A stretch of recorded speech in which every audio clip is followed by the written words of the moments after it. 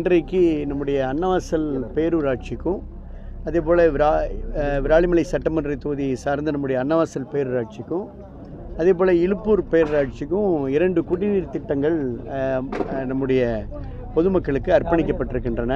எனக்கு இந்த திட்டம் ஒரு மனநிறைவை அளிக்கக்கூடிய திட்டம். என்ன காரணம் என்று சொன்னால், இது நம்முடைய மாண்புமிகு புரட்சி தலைவி அம்மாவுடைய ஆட்சியில் எடப்பாடி அவர்கள் முதலமைச்சராக இருந்த பொழுது தான் இந்த அம்ரூத் திட்டத்தை இந்த அன்னவாசல் பேரூராட்சிக்கும் நம்ம இலுப்பூர் பேரூராட்சிக்கும் நம்ம அறிவித்தோம்.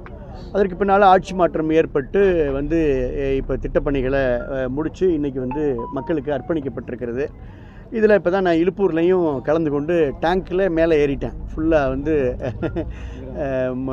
அத்தனை படிகளையும் ஏறி உயரத்திற்கே சென்று ஃபுல்லாக டேங்கை நான் ஆய்வு செஞ்சேன். அதே போல் இப்போ அன்னவாசலையும் இதை பார்த்தேன். இதில் அன்னவாசலில் 10.32 கோடி, அதே போல் இலுப்பூரில் 11.47 கோடி, மொத்தம் 22 கோடி அளவுக்கு திட்ட மதிப்பீட்டில் தான் நம்ம அப்போ இதை சேங்ஷன் பண்ணோம். இப்போ திட்டம் கிட்டத்தட்ட முடிஞ்சிருக்கு, அப்படி தான் சொல்ல முடியும். என்னென்னா இன்னும் வீட்டுக்கு இன்னும் கொஞ்சம் பணிகள் நிறைவு பெற வேண்டிய நிலையில் இருக்குது. அதனால் நான் பேரூராட்சி நிர்வாகத்தை வலியுறுத்தி கேட்டுக்கொள்ள, இங்கே கிட்டத்தட்ட 3000 கனெக்ஷன், அன்னவாசலில் 2907 கனெக்ஷன், நம்ம இலுப்பூரில் பார்த்திங்கன்னா 2940 கனெக்ஷன், ரெண்டும் சேர்த்து 6000 வீடுகளுக்கு வீட்டுக்கு வீடு காவிரி குடித நீரை வழங்குகின்ற ஒரு அற்புதமான திட்டத்தை நம்ம கொண்டு வந்தோன்ற அந்த மனநிறைவோடு தான் உங்கள்கிட்ட பேசுகிறேன். இது மக்களுக்கு ரொம்ப பயனுள்ள விஷயமா இருக்கும். முழு நேரமும் ஏற்கனவே நாங்கள் அப்போ மக்கள் நல்வாழ்வுத்துறை அமைச்சராக இருந்த பொழுது நம்முடைய மாவட்டம் முழுக்க இந்த ஜேஜேஎம் என்று சொல்லக்கூடிய இந்த ஜல்ஜீவன் திட்டத்தை நம்ம கொண்டு வந்தோம். அது என்னென்னா, கிராமப்புறத்தில் இருக்கக்கூடிய ஒவ்வொரு வீட்டுக்குமே இண்டிவிஜுவலாக கனெக்ஷன், அதாவது ஒரு தனி குடும்பத்திற்கு ஒரு தனி காவிரி குடித நீர் பைப்பை கொடுக்கறது தான் ஜல்ஜீவன் திட்டம். அந்த ஜல்ஜீவன் திட்டத்தையும் நம்ம கொண்டு வந்தோம். அந்த பணி இப்போ கிட்டத்தட்ட இப்போ தான் நிறைவு பெறக்கூடிய சூழலில் இருக்குது. ஏன்னா ஒரு திட்டம் நம்ம கொடுக்குறோம், சட்டமன்றத்தில் இது குறித்தெல்லாம் நாங்கள் பேசணும். சார், திட்டம் கொடுக்குறோம், திட்டம் கொடுக்குறப்ப ஆட்சி மாற்றம் ஏற்படுது. ஆட்சி மாற்றத்தை அதை தொடர்ந்து அவங்க செஞ்சுருக்காங்க. அது ஒன்றும் இப்போ இந்த பேரூராட்சி நிறுவனத்தை நான் வலியுறுத்தி கேட்கிறது என்னென்னா, இன்னும் இதை வேகப்படுத்தி விரைவுபடுத்தி இந்த திட்டத்தினுடைய நோக்கமே அன்னவாசலில் 3000 பேருக்கும் முழுமையாக குடித நீர் வழங்கணும். இலுப்பூர்லேயும் 3000 குடும்பத்துக்கு முழுமையாக குடித நீர் வாங்கணும். ஒவ்வொரு வீட்டுக்கும் அந்த வீட்டு கனெக்ஷனை நம்ம 100% உறுதிப்படுத்தணும். பணிகள் கிட்டத்தட்ட முடிவு பெற்றிருக்கின்றன. அதாவது இன்னும் 100% நிறைவு பெறவில்லை. ஒன்றும் பிரச்சனை இல்லை. இதை நான் அதை ஒரு கான்ட்ரவர்ஷியல் ஆக்கணுன்ற எண்ணம் இல்லை. நான் எப்போதுமே பீப்புள் ஃப்ரெண்ட்லி பர்சன், நான் மக்களை நேசிக்கின்றேன். அதனால தான் எந்த தொந்தரவும் இல்லாமல் கூட ஆளுங்கட்சியினர் கலந்து கொண்டதுக்கு பின்னால் நான் இப்போ இந்த நிகழ்வில் கலந்து கொள்கிறேன். அதனால் இப்போ எங்கள் பேரூராட்சி சேர்மன், வைஸ் சேர்மன், நகராட்சி, நம்முடைய பேரூராட்சி உறுப்பினர்கள்லாம் இருக்காங்க. எந்த தனிப்பட்ட விமர்சனங்களும் நான் இப்போ முன்வைக்க விரும்பலை, ஒரு நல்ல நாளில். அதனால் இந்த திட்டத்தை அம்மா ஆட்சியில் கொண்டு வரப்பட்ட இந்த திட்டத்தை இன்னும் துரிதப்படுத்தி 100% தண்ணீர் அந்த பொதுமக்களுக்கு இண்டிவிஜுவலாக போகிறத உறுதிப்படுத்தணும்னு என்னுடைய ஒரு ஆட்சியில் செய்யப்பட்ட திட்டத்தை கிடப்பில் போடுறது எல்லாரும் குற்றச்சாட்டு வைக்கிறது. இதில் நீங்கள் கொண்டு வந்த திட்டமாக இருந்தாலும் இப்போ நிறைவேற்றிருக்காங்க. அது எப்படி பார்க்கல? இல்லை, இது மத்திய அரசோட திட்டம். அம்ரூத் என்பது மத்திய அரசு நிதி உதவியோடு பெறப்பட்ட திட்டம். இதை செஞ்சு தான் ஆகணும். இந்த திட்டத்தை நீங்கள் கேட்ட கேள்வினா, எனக்கு காவிரி வைகை குண்டாறு திட்டத்துக்கு தான் அது நான் பொலிட்டிக்கலாக பதில் சொல்ல முடியும். ஏன்னா காவிரி ஏன்னா எல்லா திட்டமும் மக்களுக்காக தானே கொடுக்குறோம் நம்ம, அதனால் அதில் கான்ட்ரவர்சி சொல்ல விரும்பலை. ஆனால் அதே நேரத்தில் இப்போ நீங்கள் கேட்ட கேள்விக்கு நான் சரியாக பதில் சொன்னால், காவிரி வைகை குண்டாறு திட்டம் யாருமே செய்ய முடியாத திட்டத்தை கர்ம வீரர் காமராஜர் அவர்கள், நம்முடைய மாண்புமிகு புரட்சித் தலைவர் எம்ஜிஆர் அவர்கள், புரட்சித் தலைவி அம்மா அவர்கள், ஏன் கலைஞர் அவர்கள், இவங்க எல்லாமே கொண்டு வர நினைத்த திட்டத்தை ஒரு சாமானிய முதலமைச்சராக இருந்து எடப்பாடியார் கொண்டு வந்தாங்க. அந்த திட்டத்தை கிடப்பில் போட்டுக்கிறது மட்டும்தான் எனக்கு வருத்தம். அதனால் பரவாயில்ல, இப்போ நம்ம நல்லதாக பேசுவோம். கடந்த 5 வருடங்களாக அசம்பிளி முடிஞ்சிருக்கு.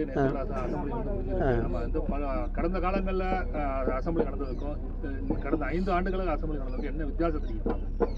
இல்லை, கடந்த காலத்தில் ஒரு ஆக்கப்பூர்வமான திட்டங்களை நம்ம எஃபெக்ட்டுக்கு கொண்டு வந்தோம். பல்வேறு சோதனைகள், பல்வேறு பணிங்க அதை மாண்புமிகு எடப்பாடியாரே சொல்லிக்கிறாங்க. கடந்த 5 ஆண்டு காலத்தில் ஆட்சி நிர்வாகத்தால் வறட்சி, அதே போல் வெள்ளம், அதே போல் கஜா புயல், கொரோனா போன்ற பல்வேறு விதமான இயற்கை பேரிடர்களை கண்டாலும் கூட மக்கள் நலத்திட்டங்களில் எந்த குறைபாடும் இல்லாத அளவிற்கு சிறப்பான மக்கள் நலத்திட்டங்களை தீட்டி நிறைவேற்றப்பட்ட ஆட்சி கடந்த அம்மாவுடைய ஆட்சி. இந்த ஆண்டு அது போன்ற பெரிய இயற்கை பேரிடர்கள்லாம் இல்லை. நம்முடைய அதிமுக ஆட்சியில் ஏற்பட்டது போல் ஒரு பெரிய இயற்கை பேரிடர்கள்லாம் இல்லை. இருந்தாலும் திட்டங்களை கொடுத்த வாக்குறுதிகளை திராவிட முன்னேற்றக் கழகம் நிறைய வாக்குறுதிகளை நிறைவேற்றவில்லை என்பதுதான் எங்களுடைய கருத்து. ஆட்கள் தான் இருக்கு. 26 எலெக்ஷன்ல ஏடிஎம்கே கூட்டணி வந்து அமைச்சிருந்தாலுமே தேமுதிக வரும்னு எதிர்பார்த்தது. மக்கள் எதிர்பார்த்த கூட்டணியை நீங்கள்லாம் ஒன்றாகணும்னு சொன்னீங்க. அந்த எதிர்பார்த்த கூட்டணி தான் இப்போ நான் வந்து மன்னன் எடப்பாடியார் அமைச்சிருக்கிறாரு. அதாவது உங்களுக்கு வந்து ஒரு முக்கியமான விஷயம், ஒரு மக்கள் வந்து ஆட்சி மாற்றம் என்ற மனநிலைக்கு வந்து விட்டார்கள். அப்போ மீண்டும் நல்லாட்சி வரணும், ஆட்சி மாற்றம் என்ற அந்த மனநிலைக்கு வந்ததற்கு பிறகு ஒரு சில கட்சியினுடைய நிலைப்பாடுகளை பெருசாக மக்கள் வந்து அதை பொருட்படுத்த மாட்டார்கள் என்பது தான் என்னுடைய கருத்து. அப்போ ஆட்சி மாற்றம் என்ற மனநிலைக்கு வந்துவிட்ட காரணத்தினால தேசிய ஜனநாயக கூட்டணி எடப்பாடியார் தலைமையில் ஆட்சி அமைக்கும் என்பது சட்டமன்ற நேரத்தில் நடந்து பார்த்துருப்பீங்க. இரட்டை இலை சின்னத்தில் இருந்து வெற்றி பெற்றவங்களே வந்து திமுக ஆட்சி மீண்டும் வரணும்னு சொல்லி ஓபிஎஸ் இருக்கட்டும் ஐயப்பனா இருக்கட்டும் தெரிவிச்சிருக்காங்க. நீங்கள் எப்படி பார்க்க? அது உண்மையான அனைத்து இந்திய அண்ணா திராவிட முன்னேற்ற கழக தொண்டர்கள் வந்து அதை ரொம்ப வருத்தப்படுறாங்க, வேதனைப்படுறாங்க. அது இதுதான் என்னுடைய கருத்து. திமுக ஆட்சியில் நாங்கள் எல்லாம் புரட்சி தலைவர் எம்ஜிஆர் உருவாக்கப்பட்ட, புரட்சி தலைவி அம்மாவால் வளர்க்கப்பட்ட வளர்ப்புகள். அந்த வளர்ப்புகள் வந்து நாங்கள் வந்து எப்போதுமே தடம் மாறாமல், தடுமாறாமல், நிலை மாறாமல் நம்ம வந்து ஒரே இலக்கோடு நம்ம பயணிக்கிறோம். இன்றைக்கும் அப்படி தான் நாங்கள் எல்லாம் பயணம் செஞ்சுட்டு இருக்கிறோம். அப்படி தான் இருக்கணும். ராணிமலை சட்டமன்ற தொகுதி எவ்வாறு நடத்தப்பட்டது நினைக்கிறீங்க? ராணிமலை சட்டமன்ற தொகுதிக்கு திமுக அரசில் எவ்வாறு நடத்தப்பட்டது? கேட்ட திட்டங்கள் கிடைச்சதா? இல்லை, ராணிமலை ஒவ்வொன்றுக்கும் நான் சட்டமன்ற உறுப்பினர் என்ற முறையில் நான் வந்து எதிர்க்கட்சியாக இருந்தாலும் கூட சட்டமன்றத்தில் நான் ஓங்கி குரல் கொடுத்துருக்கின்றேன். காவிரி வைகை குண்டாறு திட்டத்துக்கு நான் 2 முறை கவன ஈர்ப்பு தீர்மானம் கொண்டு வந்திருக்கிறேன். காவிரி தண்ணி சரியாக விநியோகம் செய்ய பொழுது நான் ஒரு எதிர்க்கட்சி சட்டமன்ற உறுப்பினராக புதுக்கோட்டைக்கும் கூட சேர்த்து கூட நான் வந்து நம்ம மாவட்டத்துக்குமே சேர்த்து நான் பேசியிருக்கிறேன்.